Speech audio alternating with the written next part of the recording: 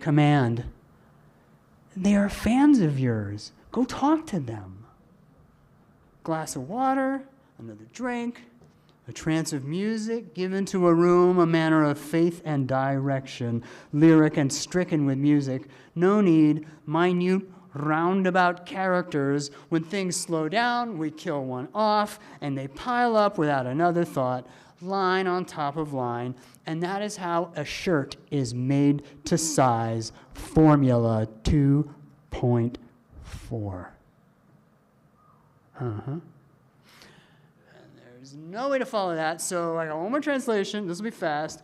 This is a short one by Joy Firana Muwaswas. It appeared in the newsletter in 2017, and I owe a lot to Betsy Fagan, who was my editor, for her patience. The poet's name means little Ja'far who hears voices, and the addressee is not God. It goes like this. Maharada diku leilan fi dujunnati.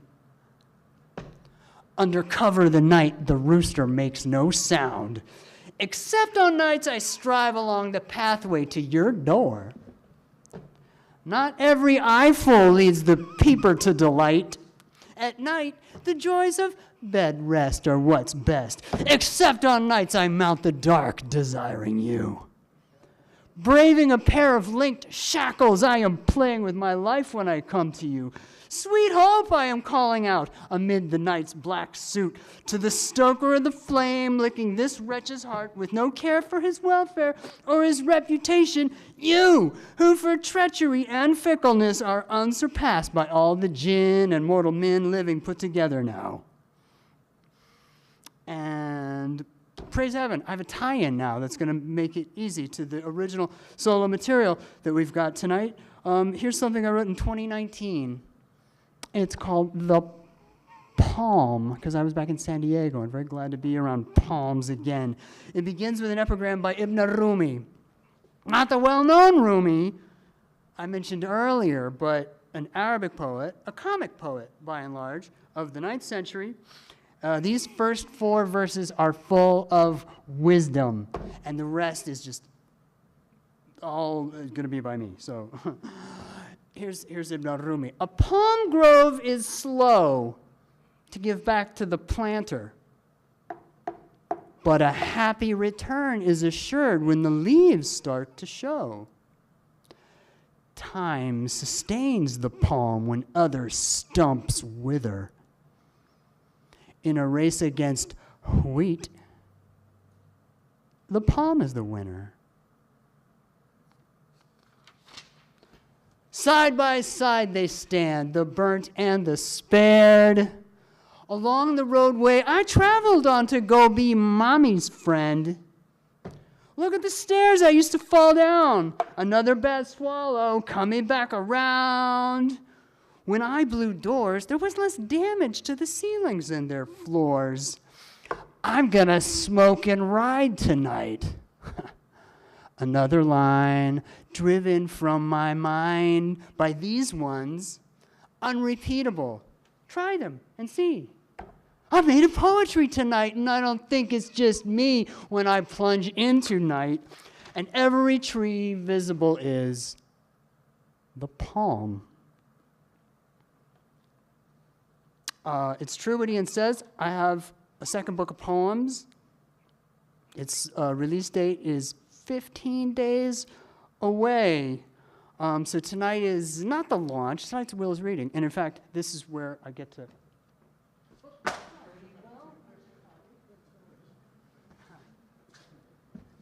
I did that to Ann Waldman one time. We weren't even reading together. She was in the front row. I was like, oh, boy, got my opportunity. The book. This is a preview. Let's call it a preview instead of the launch. Not all books need a launch. A few words.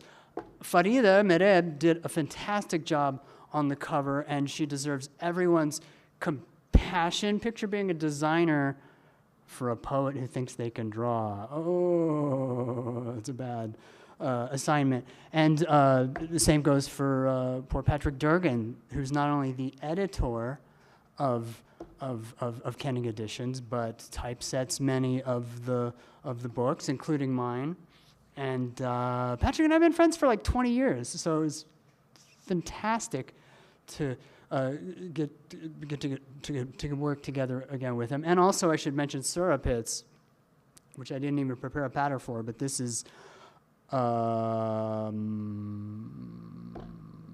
honor I've never had, where someone reprints a zine that you made. Oh my God, it was from 2005, and it came out, and it's honestly like the only protest art I've done to completion. It was all in the wake of the war was still going on, the Iraq War. So that's at the table there.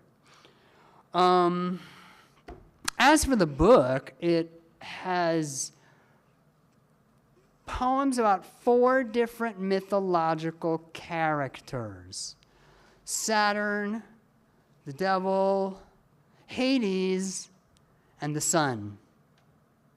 Now, the sun is real.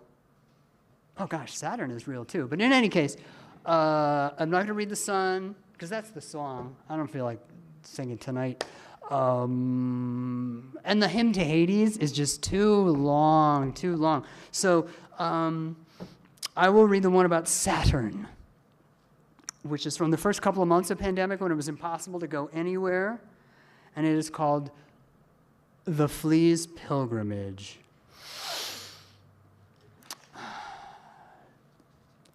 Day 1 is for the sun. Day 2, the moon. Oh, day 3 is Master Tew's. Odin's day and Thor's eat up 2 more, and some say Friday is the boss of days. But this one's for the weekend king, who throve in the boot forest where the thunder drave him out to populate his tummy. The more I think about it, I should be open to more things. But there are no believers in a flat Saturn. Scientific wonders never cease paying me visits. Put them all together, and what do they spell? Nothing, which was actually the working title of Zeros Were Hollow. Just going to be straight up nothing. Oh, well. How will I know if I'm going insane? I want to have a torrid affair. Just kidding. I want to move inland to a beaver dam with surrounding lodge. How deep is your cover?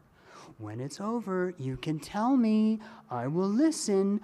But if you go out without your keys, then sure as God made buzzing insects, I will murder you like the shade of Abel unleashed on Cain. There is a first time for everything. Even lying on this scummy floor, wishing good feelings could be trusted, but some things will never be. The Flea's Pilgrimage sounds good to me. Frozen sunshine on the west bank, liquid sunshine on the right. Everywhere the landscape says, you are looking at me for a reason. Forget that reason and let the line go free. It's not as if the cat you fed last summer got up in the wintertime to feed you ham. Bad news, bad news. Fake killers turn real ones. The different is not the other. The different could be your twin. Some men are so beautiful, it presents a problem. And they mask their faces. That's how beautiful the other is. When you wake up from the dream, still clutching an apple, the thing about a needle in the haystack is a horse might die in agony and kick the barn down. Will you find it? Quick, the hay is there. And the corpse beneath the ground pulses to the beat of old round Saturn as shale and brittle feldspar choke the earth, leaving no place for a barnyard Casanova, apple-scented. Fuck the neighbors. Don't they know today is... Day 1 was for the sun. Day 2, the moon. The rest of the week, I can barely get through. And so we hail Saturn. For his is the day... I smoke till I'm simple and drink till I sway.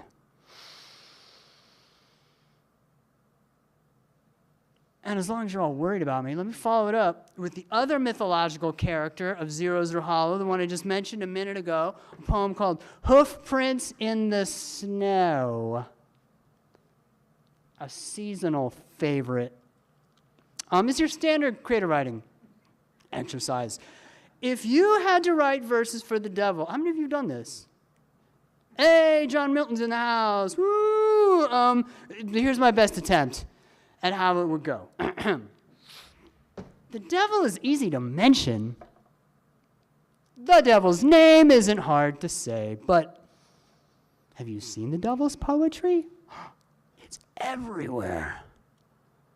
All around me there appear his hoof prints in the snow.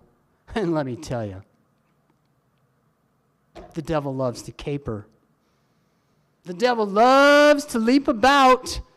Satan is the devil that makes error beautiful, who makes us glad to miss and skews our aim.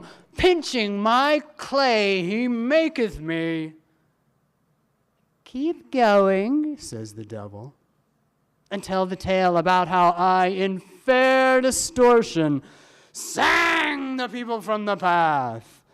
Let them know me by my fluid style and hear my ticking watch. Make it flow and round a corner, entrancing them, my Abalissa, come to me. Jesus is the devil that loved the world a lot and defended it from outsiders. The angels with the batty wings and the imps with brass wing feathers. From high atop a mountain, Jesus looked down and clacked his beak. Shall I go on? I think I'll go on with my poem. Keep going, says the devil. So raise a glass to the devil. Too late, already you did. And it's 2017, so please be patient. The only things to fear are accident, attack, and fuck up, and the morning's sun be nimble. The light bringer and I have stood eye to eye in a circle with my mallet trapping on his cymbal. Okay. A few short ones now, quick ones. This one's called Bloodshot Blues. Here we do not go again, princes without diamonds, written with clean hands on very clean paper.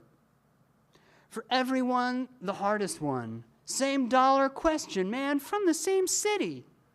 Summer in a tower of straw, winter in another.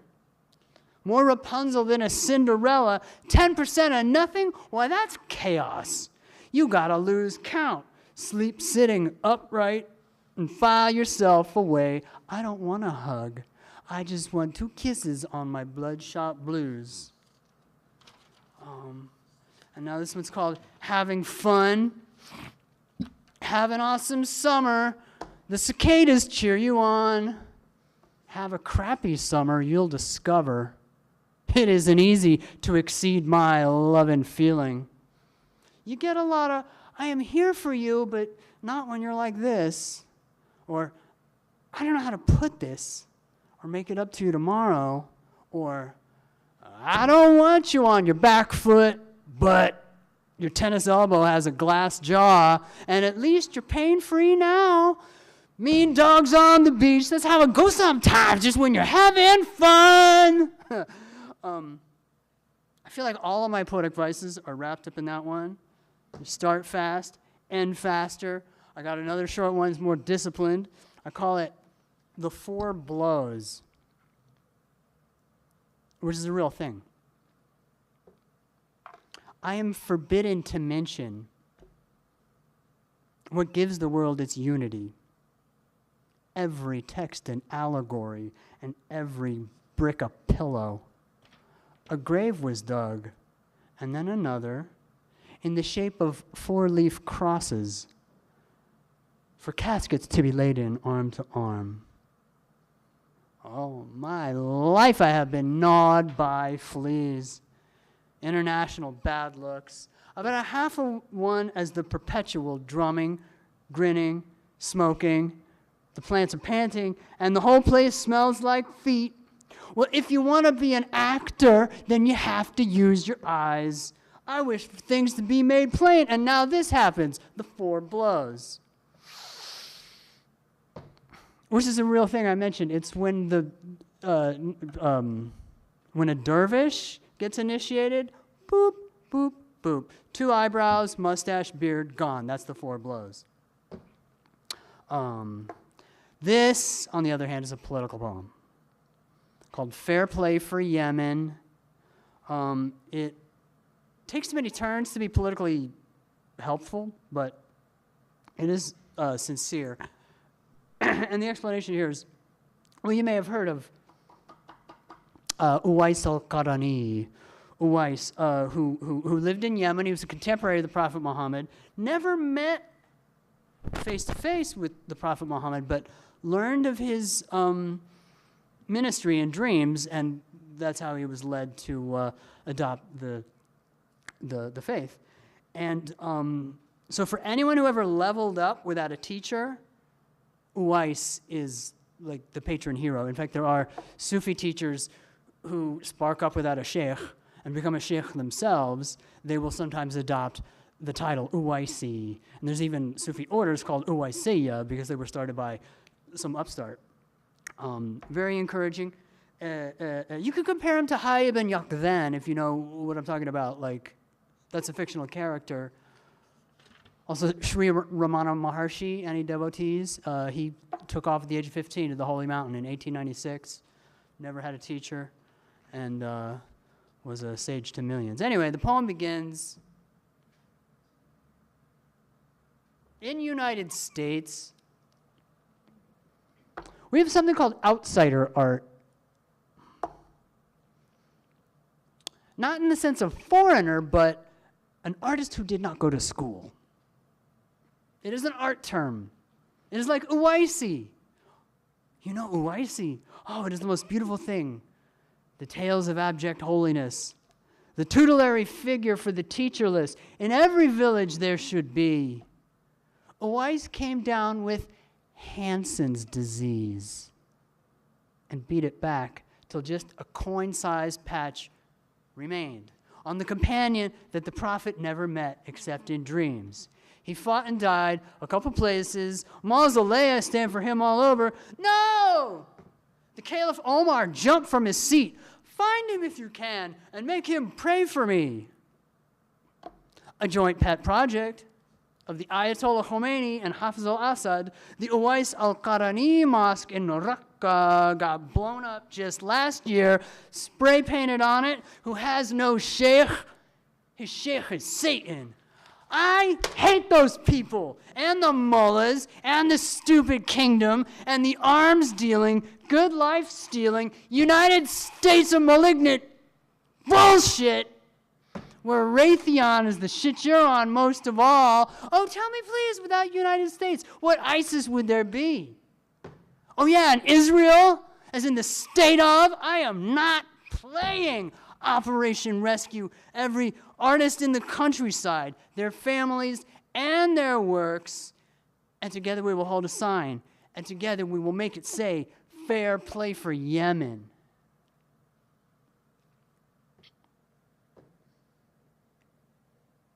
And with that, I'm led to the title poem of Zeros Were Hollow. It's called Zeros Are Hollow, which goes like this. Oh, wait, I've been scooped a little. You'll recognize the first line. The theme of perseverance runs through my late unpublished work. As if there was something I feared leaving undone. The idea. Amid turbaned headstones, my head is a stone, albeit one with moving parts. When everything I care about is being made out of metal, joined without a rivet or a seam. Not encased in metal, no, I'm talking every week to a mental health specialist. And what she says is, solid metal is the way to go. You thought it was an aromatic leaf until I crushed it and fled to a hell of my own making, where he kept her entertained as in the rhyme. Prosperina bared not her laugh to me, though. That's fine, I said, and continued on down Roadkill Alley. Now, depending on what you've heard, you might be braced for my early death. 10 steps in the wrong direction, and what then? And some of it is true. Where did I go between the months? Why is my hat on crooked and my life all bad? I hate to say it. There is a time of night. A giant shadow cast over a tiny world whose gravity wants you flat on the floor between momentum and inertia. Two sides of the same flounder. I'd like to thank the band that never formed behind me, leaving me to kill it on my own, frozen stiff, a dagger in me, and a rope of twisted fiber. When I was 17, I didn't want to die or eat meat from the animals, even though cows are for taking, and also fat sheep. Many, many numbers stand close together at a distance approaching next to none. But zeros are hollow. I choke and I can't swallow the sign, the concept, or anything at all that a complete and total zero puts their mind to. You probably know someone crazier than me, wilder than I bet you have this freak on speed dial. Call them. I'll wait, because like Socrates before me, I hear a little voice that says to cultivate the arts before I'm smeared on the road, impaled on a tree, caught stinking up a one-bedroom, or clubbed out of life with an improvised truncheon. Well, what about a polished truncheon, factory made? Line. No, wait. What about a polished truncheon, factory made? Oh, how embarrassing. Some of it is true. Sorry.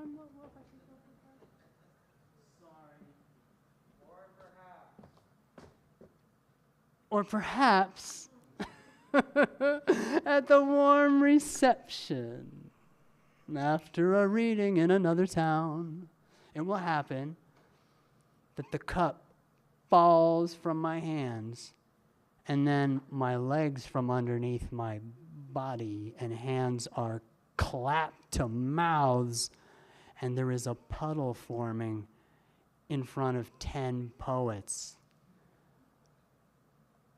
All of it is true. I am dying, just 10 steps away from where I said. But the dire of my death? Ditch paradise for nothing? That's absurd.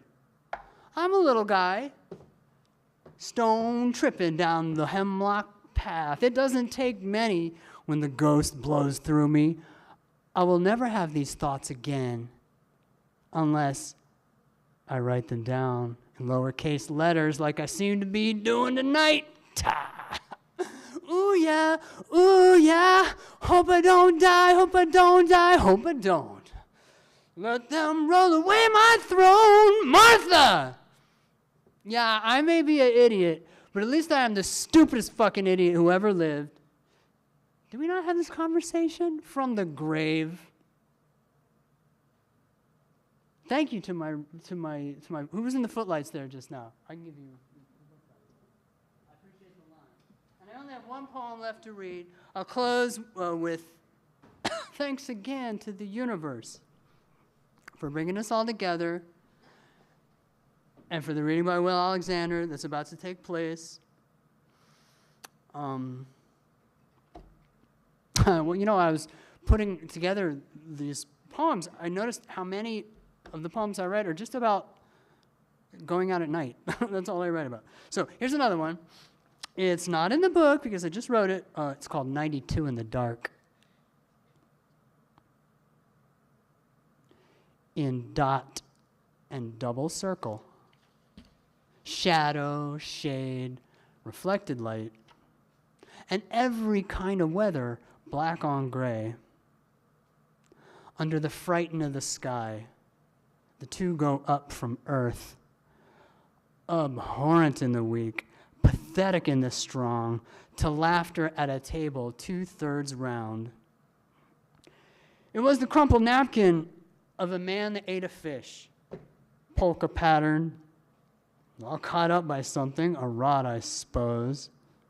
Just like me. Sand had to be trucked here, where passengers go harnessed by the thought. If I talk to the self, then what am I? If I care for the self, who cares for me? If I am not the self, what must I be? Utopiated, the Imam fainted, and Buddha jumped over the wall. So call me late tonight, and it'll be tomorrow morning.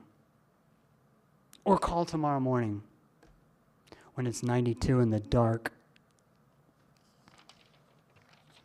Everyone, thank you for being here. I'm going to take my seat, and I'm going to enjoy the reading. Bye.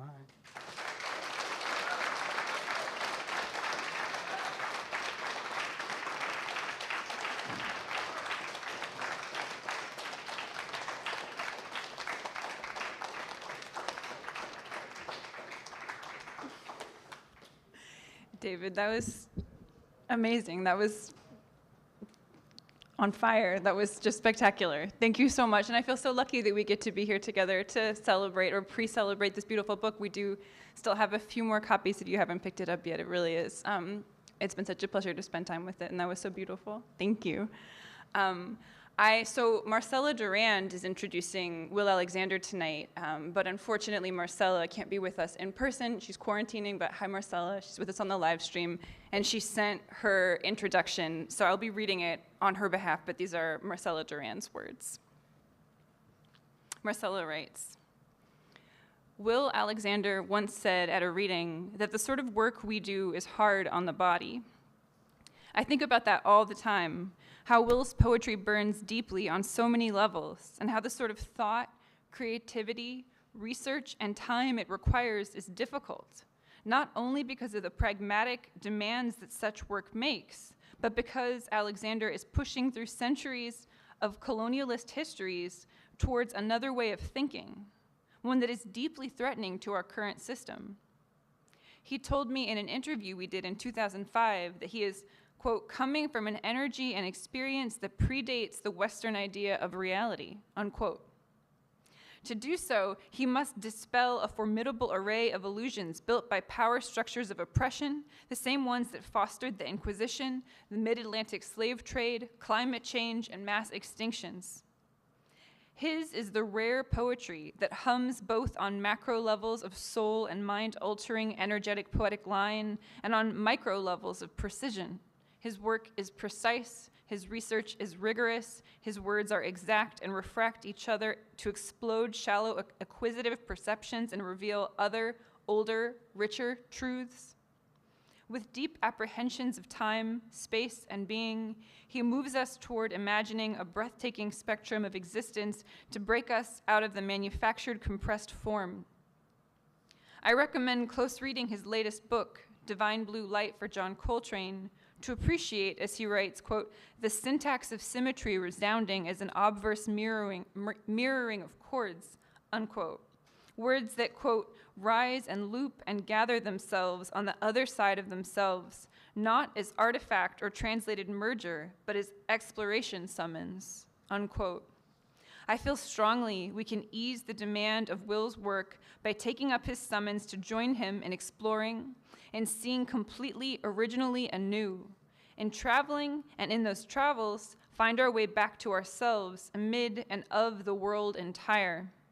Alexander is the author of more than 40 books of poetry and prose, including Refractive Africa, which was nominated for the 2022 Pulitzer Prize, The Combustion Cycle, The Sri Lankan Loxodrome, Toward the Primeval Lightning Field, and my own first reading of his work, Asia and Haiti. Alexander does not adhere to one genre, but also works in the visual arts, piano, theater, and philosophy. He lives in Los Angeles amid the debris mountains that protect against earthquakes. I am very regretful I cannot be here in person to hear him read, but I cherish our deep connection that will continue always in other ways. Please welcome Will Alexander to the Poetry Project.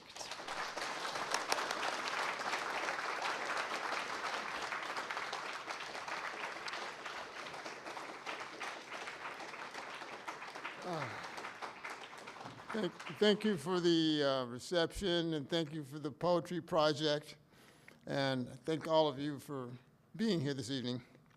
I want to thank my energy for allowing me to be here this evening. It's been quite a journey, as was pointed out in the introduction. This kind of work just can take the sails out of you, literally. You know, I don't want to get into any details about it, but tonight this is a special occasion. Thank you guys for coming out during the rainstorms and whatever else is troubling us this evening. And that's many, many things troubling us, from the internal to the external to the whole summons of the world. But I wanted to start this volume, and I'm going to say a few words. I'm not going to read that much. I don't want to bore you with poetry tonight. No, we don't want to do that. We want to talk about things. What brings us here?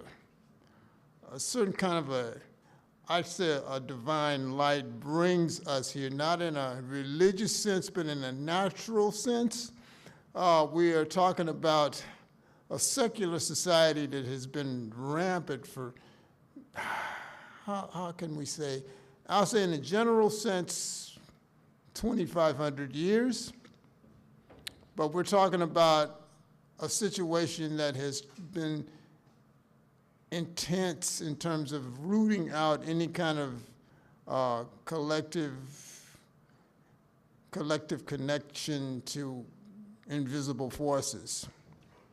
So we want to, with this particular book, I was concerned with not only the level of the nanogram, but the level of what we see in the James Webb Telescope.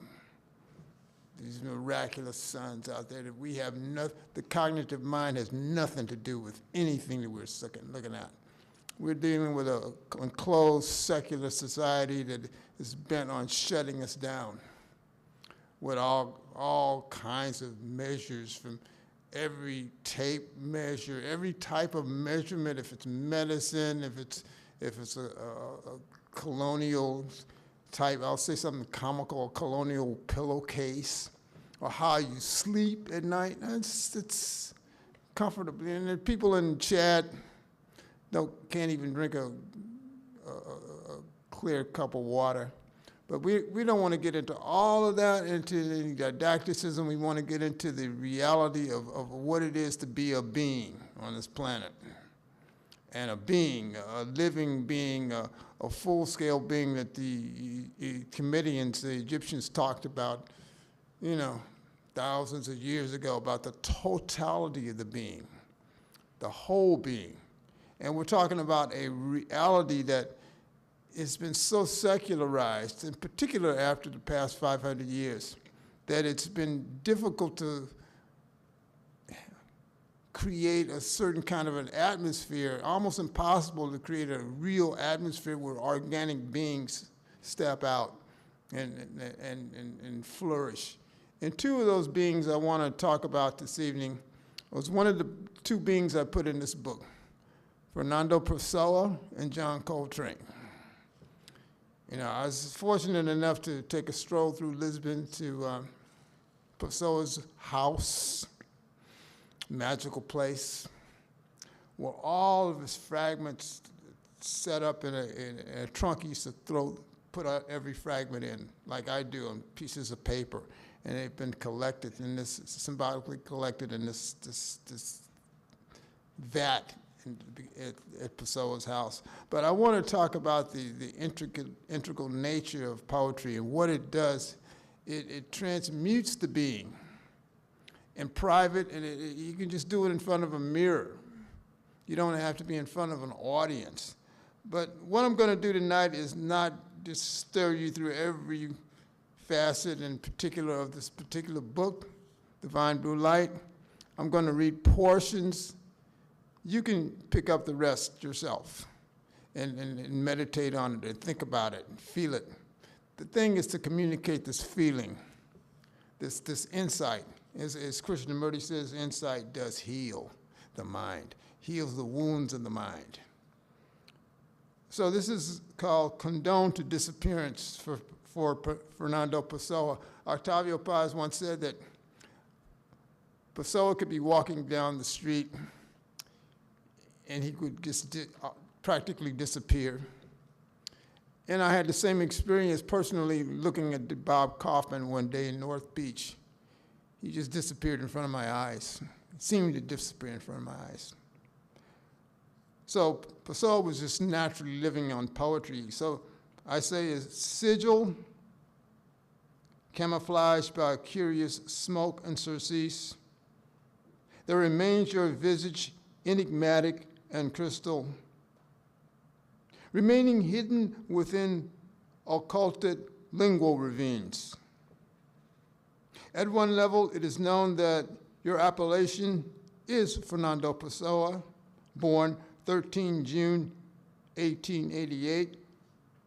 Of course, there exists the perfunctory tables of your chronicle, loss of your natural father at 5, your mother's remarriage and new placement in Durban, then university stay, fueled by magnetic indifference, then life in rented rooms, then business letters translated from Portuguese to English and French, then criticism written in 1912, creative prose in 1913, and the following year, your poetry, the heteronyms, their powers, their conspicuous agendas, including Alvaro Cairo, Ricardo Reyes, Alvaro de Campos, then one brief romance, the limited publication, then death by cirrhosis of the liver, a capsule, an unleavened symmetry, a migratory transit events from written realm as co-sensation. And why do I emphasize the migratory? It is because you've always assumed kinetics, then revealed their ghost emerging and re-emerging from Lisbon. Fernando, being figurative insularity, roaming a perch of invisible significance, recreating to an emblematic edge, only to return as visual briefings, to emit perfection by scent, by confounding observation, lit from within by inner magnificence, your inner eye, refracted body of diamonds that formed as an inner cyclonics, as true and concussive blood form. Your poetic forces, gazing via scattered combustion, understanding the rankings of minerals, not unlike an imaginary ostrich on fire with its primeval thesis, understanding precursors, drafts, flowing from various forms, rife with altering. Your personality, human microbial filtration as anonymous, phantasmic shift of varied lingual maturation, being high art as cinder, as itinerant breathing codes that range from susurrant of inaudible deafening.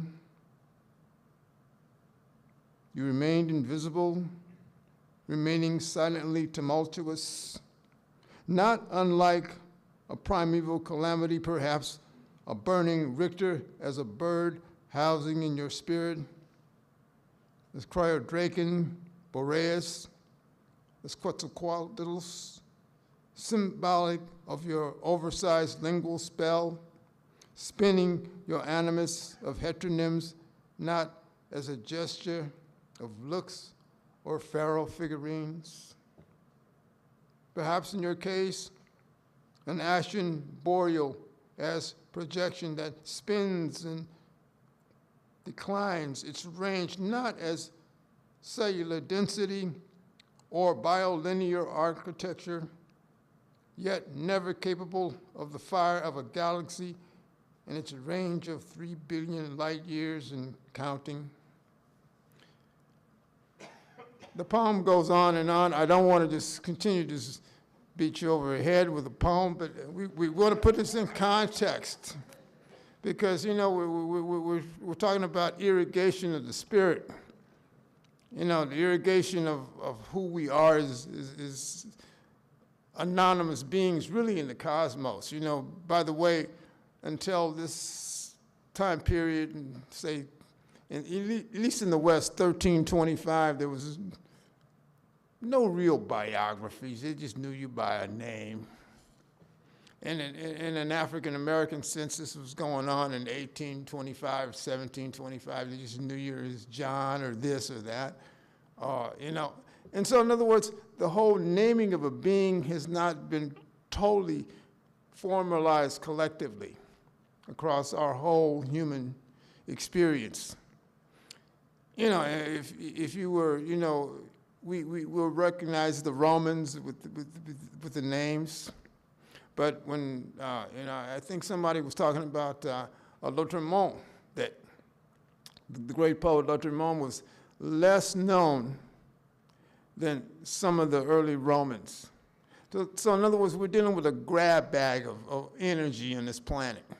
And we're not so certain about everything. We shouldn't be so certain about everything. Everybody's Google headlines give you understandings of what a being is by fragment, not about reality.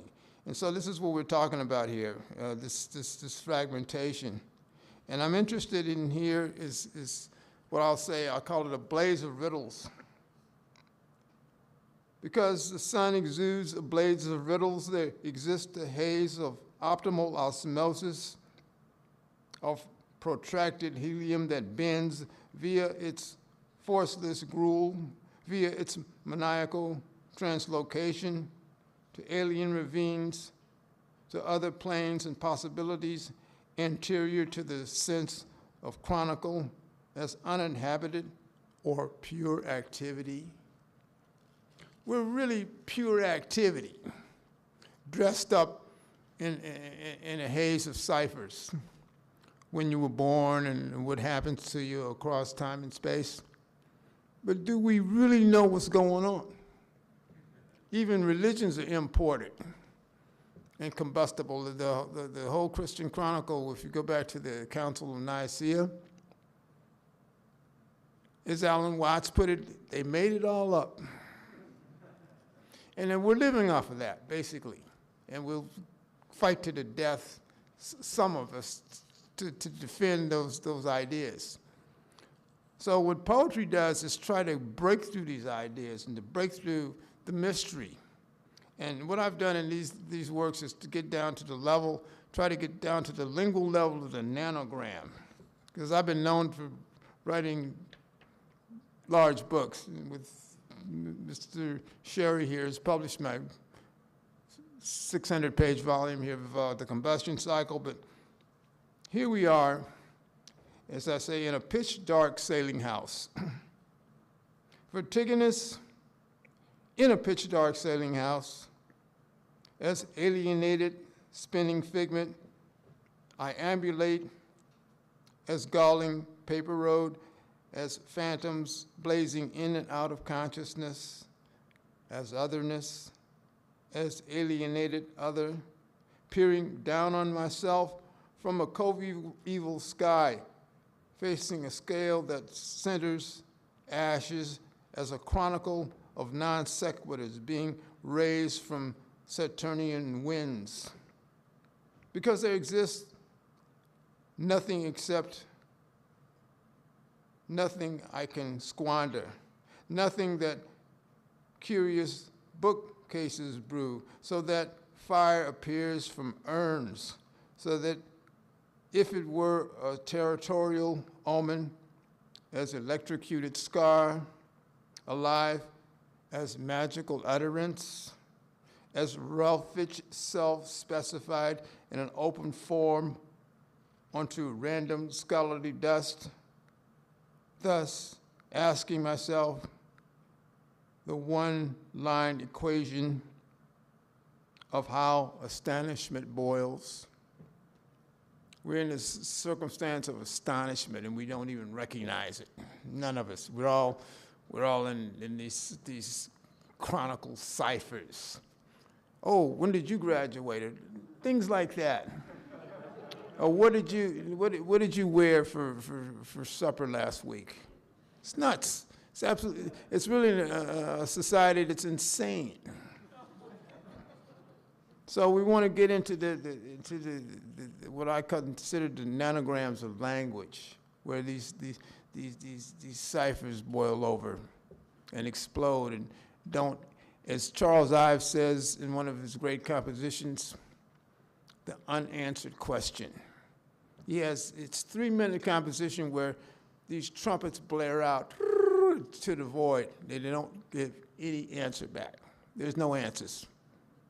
And so we have to live through these answers through poetry. For me, it's living through poetry, however I can do it. And I'll continue going forward with what I can do here. And this is always an experiment. I call this phantom interdimensional activity. Dining upon a phantom interdimensional blood yield, I remain then a barricaded wolf, suspended inside a culture of phantasms, so as to reap strange articulation from sulfur. I see all of the above as a glossary of rays floating in and out of one's optic canals, so as to peer beyond the Caligulus via inverse ferment, as protractive calliope that insist on startling and consequential contour. So higher emptiness concurs, not unlike a rhetoric that swarms with declivitous capacity, having an explosively strange assessment of itself. Here we are all caught in question marks. And these works are caught in question marks. And forgive me because these are not the most perfect form of reading. I'm not up here to be a great performer.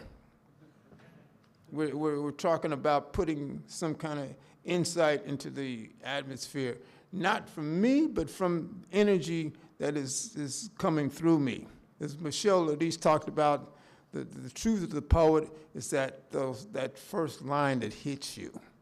It's a gift from what he was calling the gods or the higher forces. That's how poetry works. It doesn't go from scribbling on a blackboard, getting an A in class. You can't do that. You really can't do that with poetry. And this particular poem is called Peripheral Terminology. Not having imbibed ghost or dust or forces that condone objective termination, I remain as peripheral terminology, not unlike the paradoxical sweltering that erupts from one's grasp, pre-cellular in origin. I'm interested in the pre-cellular. What happens before history transpired, before one was born in England, or France, or Germany, or Spain, or Chad? Just take another country. It's as my late dad said, it's the luck of the draw. And we can make it up in all kinds of different ways, but it's the luck of the draw. And I wanted to finish with this volume because, to tell you the truth, I'll be honest with you, I have been so busy doing so much work since the beginning of the pandemic, I've written at least a dozen books, and they're all they're all going to be in print by the end of next year. And I haven't had time to entertain anybody. So, what I'm going to do is read another smaller poem here, and then finish off with part of the John Coltrane poem that I wrote. That is the. And I'm going to just pick a poem out here. It's called, and honestly, I've not seen it before. It's called Pluperfect Oral Fatigue. Perfect oral fatigue. Via pluperfect oral fatigue, there exists ophthalmological oral depth as one continues to see through speaking, because gulfs extend. One can never be certain as to direction that hails from continuing transparency. And I tell you, these poems probably will not be conclusive to some of your consciousness, because of the fact you're looking for something that hits with this linear 1, 2, 3, 4, 5, 6, 7, 8, 9, 10. Doesn't work like that for tigers. Or certain types of forms of living beings are very intelligent, by the way. Certain reptiles are very dangerously intelligent. We call them mambas or whatever. These snakes are scarily smart. And they know what to do with you if you get in their way. It creates invisibility. And so this is something John Coltrane knew about these forces when he picked up his horn all the time. He talked about this. I mean, there's pictures of John going into the, what's the great museum down the street? One of the great museums in the local area, walking down the street here, absorbing from all different factors of life. And he was involved on a 24/7 mission. And I was very, very fortunate enough to be in the presence of the other great pioneer that I talk about in the poem, Mr. Eric Dolphy. I was able to get an audience with Dolphy's progenitors one afternoon. And before everything went into the public record, I was able to stroll through Dolphy's presence. And on Dolphy's work desk, there was a book of Einstein. But he and John were doing these researches like this in 1954. And there's a gentleman down in Brazil. His name is Pablo Mendes. You may or may not have heard of him. He collects all kinds of memorabilia. One of them is Clifford Brown playing a piano at Eric Dolphy's workshop in 1954. Things like that. You know, we have to take these things as ingrained instances, because it's not Beethoven or Haydn or Kant or Kleist. Serious work, even though people have been put under apartheid. Dolphy couldn't play in the Glendale Philharmonic. He was qualified. This was 1947. Not the right color. They don't want you in there. You have to accept this situation. Same thing for John. He was knowing his instrument, like incredibly, struggling at a certain kind of a pitch where he and Dolphy would discuss these things by phone, where Eric was helping John try to get over his heroin habit. Things like that. Organic things, serious things that people are going through in life, because they're not certainly, in certain ways, documented doesn't mean they're not serious. So you look in the mirror, you have to take yourself serious about what you're doing in life. So this is divine blue light, sudden and ungraspable nomadics. This is for John Coltrane. And I'll read portions of it.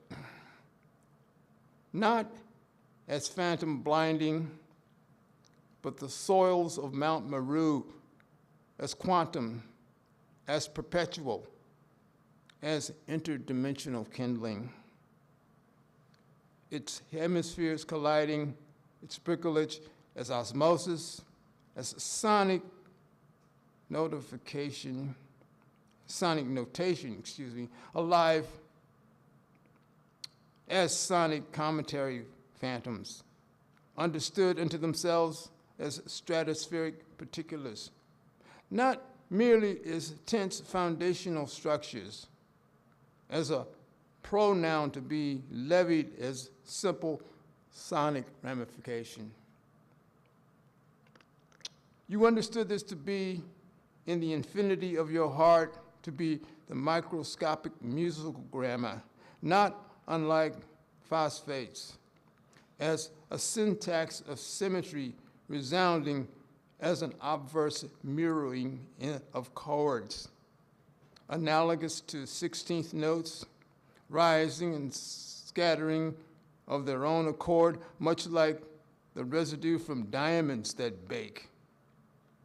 Not simply shrill supplication as noise, but as spectral realms of themselves. Being sonic blinding bodies that rise and loop and gather themselves on the other side of themselves. Not as artifact or translated merger, but as exploration summons, so that the sonic never wizens by pursuing entangled osmosis as a complex utopian turquoise. And so it was on this plane that you and Dolphy squared private comment into thrilling electrical prophecy that both forged and scrambled light so that amperage split apart and scattered across soil as interregnum, being blizzards of grammar, not merely emitted from bodies, but sound as hail from unknown wizardry that sired sonic thoughts and streams, understanding such flow as transmuted acre. I just don't want to leave it at that, but this is the foretaste of the energy that I'm looking at. Not as perfection, but as exploration. This is what exploration does. It's not perfection. It's not a perfect ensemble. And if you listen to some of those tapes of John Train playing at Vanguard, take India. Anybody ever heard that tune, that song? India.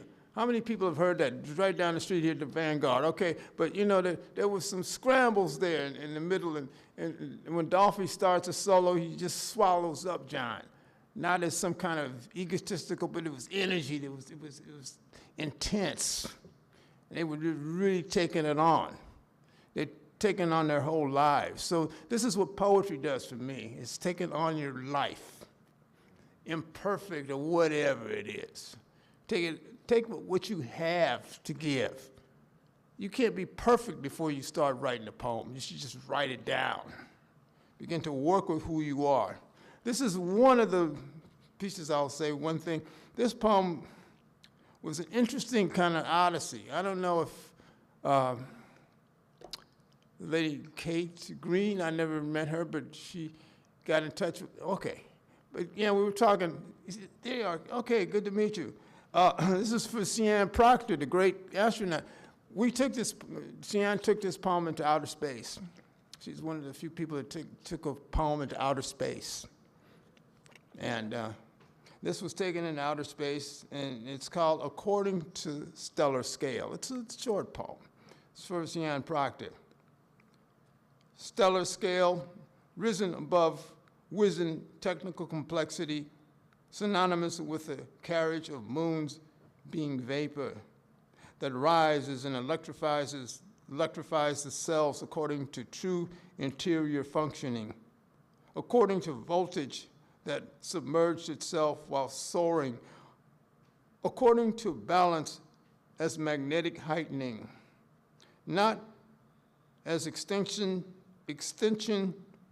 harassed behind a wall of borders, but magnetism as ignited significance that partakes of parsecs, that inspires revelation, being ignited first health, where being conjoins with itself as aboriginal revelation.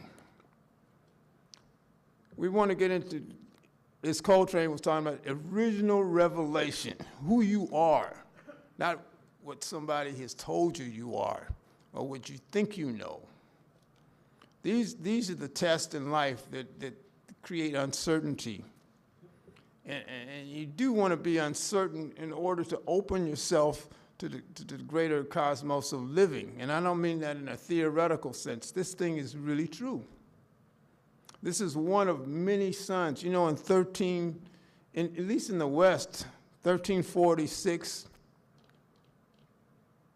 there was no other sun that was known. In fact, the earth was supposed to be the sun.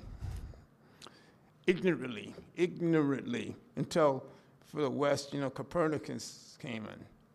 But as early as 1031, the Arabs were understanding the other great monomials of the heavens, as early as 1031.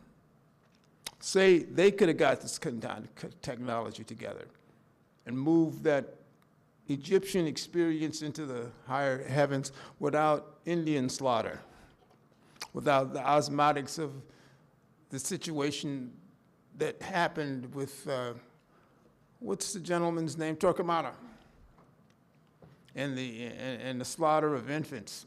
It's a problem. This is a problem for the whole souring of the Western atmosphere. But once we can take all that stuff in, we can start to open ourselves up to who we are, who we really are, not who we think we are, but who we are. And poetry does this. So I'm going to read, to finish off, and I know it's a long evening, at least for me it is, and I won't not bore you, but this is from Refractive Africa, as was mentioned, that a Pulitzer finalist for this book. And this is a New Direction cover that they did for this. But I'm going to read from the British publication done by Granta. And I'm going to take a portion of the poem on the Congo. Wow. And I write long, this is one of my longer pieces. I'm not going to stand up here and read 55 pages of work tonight. Not that I couldn't do it, but I don't think it would be fair to the audience. You just absorb it as you can absorb it, and we're just giving portions of the situation because we want to let you get into the depth of the circumstance of the reading. And this is spoken from a son, Goma. He's a West African healer. And I call him an Akashic Sangoma. He can see across all the realms. And there are beings that can do that, by the way, in parts that have not been calculated across the Western historicity. But there's so much to talk about. I don't want to just continue giving lectures or doing this, but I'm going to read about 4 or 5 pages of this book. And then we're going to go from there, and we can open it up, and I'll be done for this evening. But I really appreciate everybody turning out on a rainy night. And, you know, and we're talking about some kinds of, I wouldn't say just wisdom, but trying to get a communication channel. This is what poetry should be doing, is communicating with readers, not just reading and then you buy my book. No, it's not like that. But I want you to just, if you can come in and absorb what's being talked about, as if I wasn't saying it. Okay? So it goes in, this poem is dedicated to the great Casimiro Barrios and Fela Kuti, anarchist who was shot by the police state, and Fela Kuti who was assassinated died off in incarceration in Nigeria.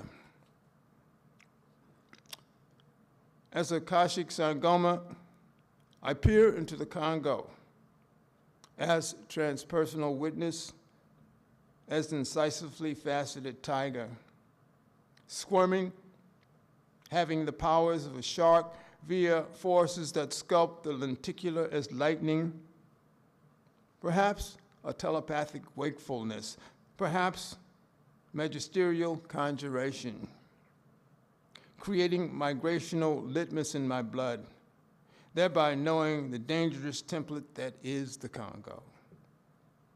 Blood-infected, dazed conundrum, horrific with grandeur, solemnly lit by grainy episodes of lightning.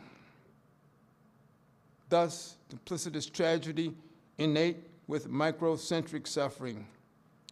Its stressful indictment, its tertiary woundings, its camps, its darkened glossolalia at the height of bloody moonrise.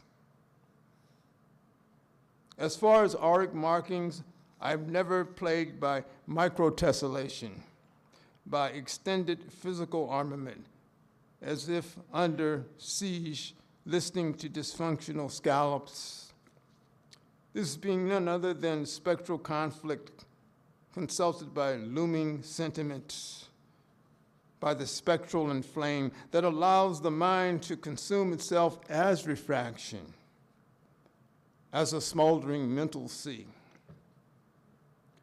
Knowing resonance via Akashic transference, I spontaneously engage levitational fuels. Therefore, I engage magnetism and magically invade latitude in formation by astonishment, by conundrum, by circuitous circulation. According to the realm of osmosis, non-aligned to the institutional as drama.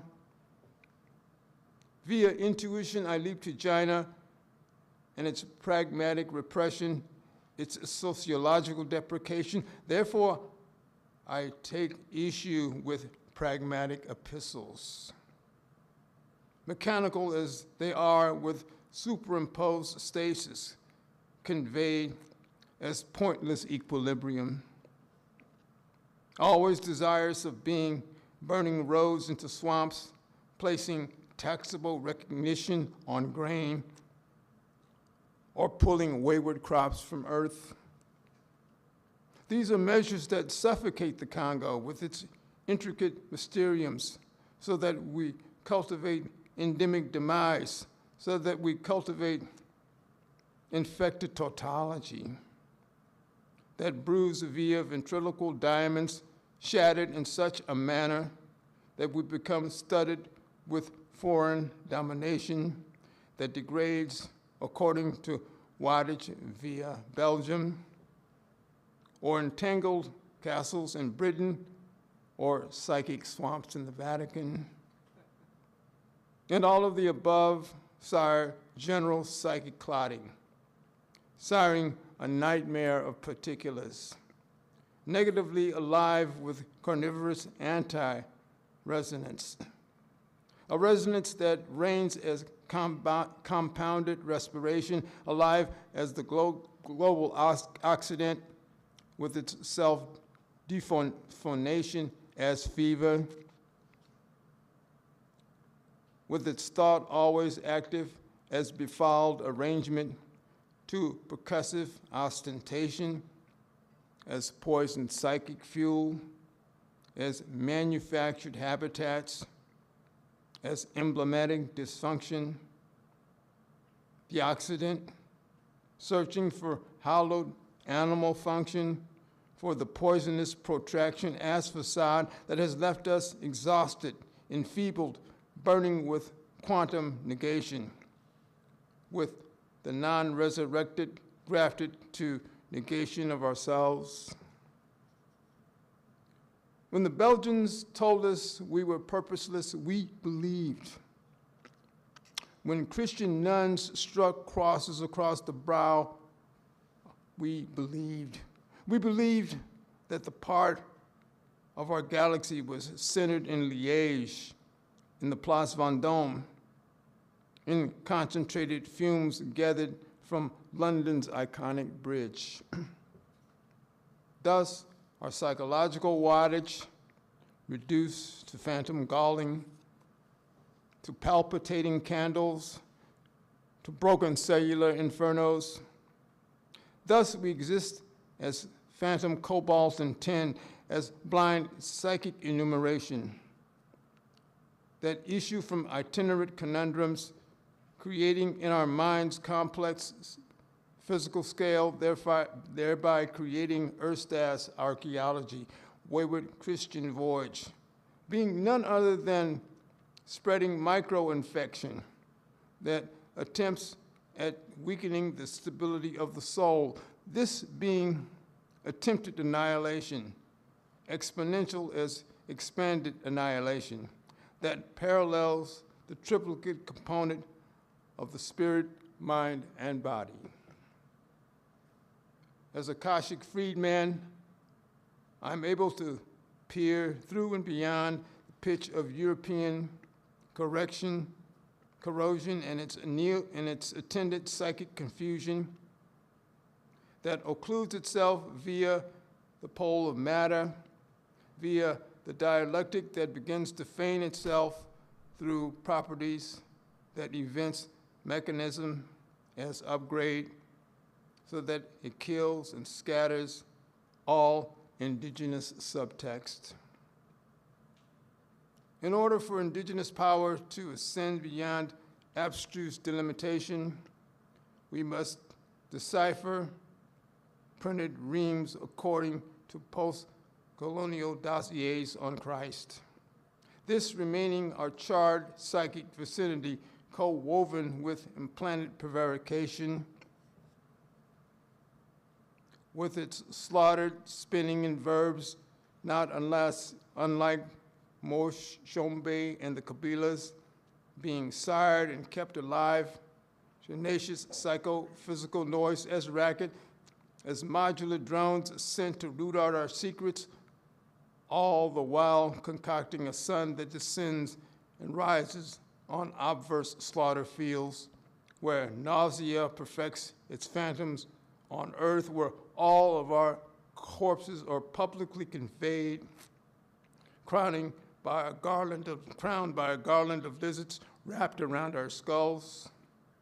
Not unlike anemones awash amidst scorpions, the Europeans seeing us less higher than our tortured calls issuing from the mouths of lions.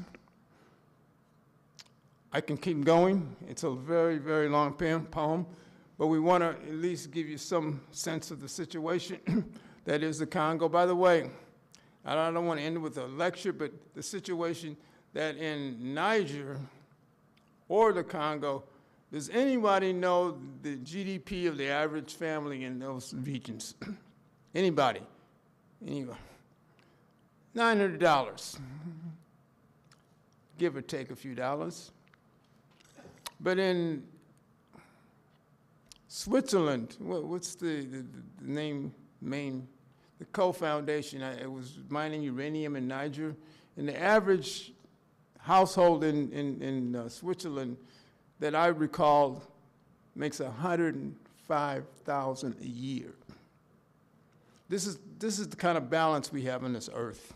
And so poetry wants to me, poetry wants to get in there not as a situation of a didacticism, but a way of just pulling energy out of your consciousness so that it enlivens itself and you can start to see these things. And in the long run, begin to act on these things as a collective. Because as you may not know, Dr. Daniel Sheehan, the lawyer, talks a lot out in California. He's talking about the 8th chakra that's maybe going to help us survive the coming trauma. The 8th chakra with the non-physical levels, the meta levels of understanding that it's going to take us to get through this crisis that's all upon us. So I just want to thank you all for coming out and listening to me talk and listening to David. And thank you for the Poetry Project, and thank you for all your interest in the works of literature. And I'll continue to pour forth as much energy as I have available. And I thank you.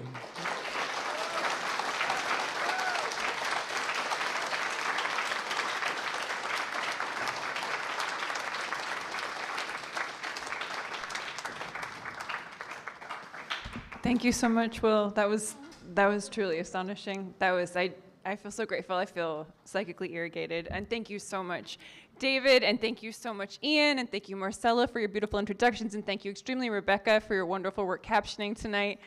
Thank you all for being here. Just really quickly before you go, I'd love to invite you to a few more events. So we're back. Well, actually, first, you can hear Will read tomorrow with Cedar Saigo, which is incredibly exciting at Aeon Books. And then we'll be back here on Friday with John Keane and Ama Kojo. Would love to see you there. Next Wednesday is our last event of 2022, which is a celebration of the 50th anniversary of the Poetry Project newsletter, which is a wonderful occasion. We have copies of the newsletter in the front. Be sure to pick one up. And then we'll be back on New Year's Day for the marathon. So I know I'll see you there. But thank you all so much. Have a beautiful night. Get home safe. Thank you. Thank you.